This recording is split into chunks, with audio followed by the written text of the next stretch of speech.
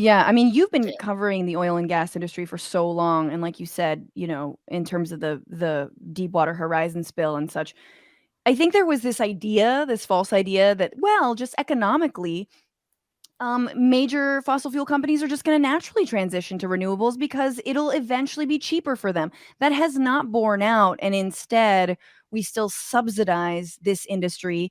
That, you tell me if I'm wrong, but are they like just a year away from going full solar? Like, hell yeah. We've Yeah. seen the errors of our ways.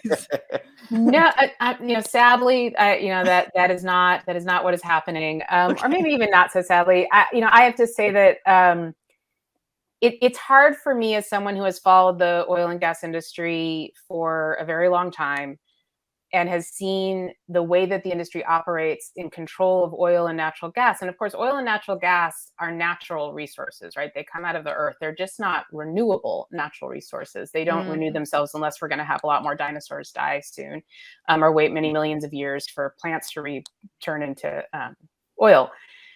It's a natural resource, though.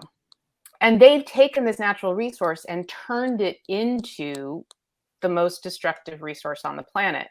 And it makes me nervous to think that the solution to our problems is to turn the wind and the sun and the waves over to these, same companies to see the decisions that they'll make with them. But I don't really have to worry about that too much because they're not really doing that. Right.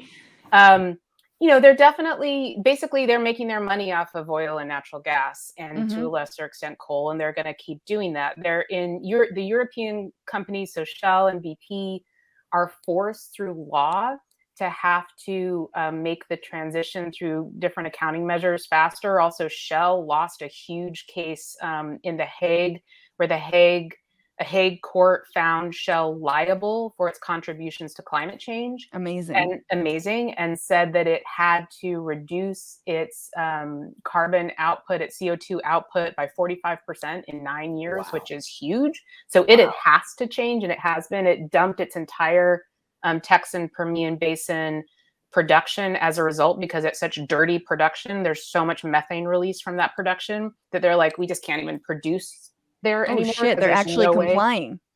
They're complying because they have to. Yeah.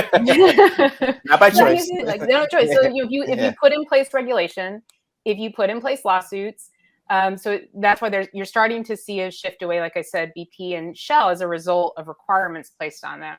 But it's still only a small part. So at its very best in the future, BP still, which is the leader, will have at least 40% of its revenue coming from oil and gas. And companies like Chevron and Exxon have just put really nominal attention to any sort of shift. They're really what they're really banking on, and I think this is what every oil company thinks, is that they're all going to be the company that sells the last barrel of oil, and the last barrel of oil is going to be worth a lot. Right. It's like the last PS5 in, the Walmart or whatever. Like, I'm going to be the one holding it.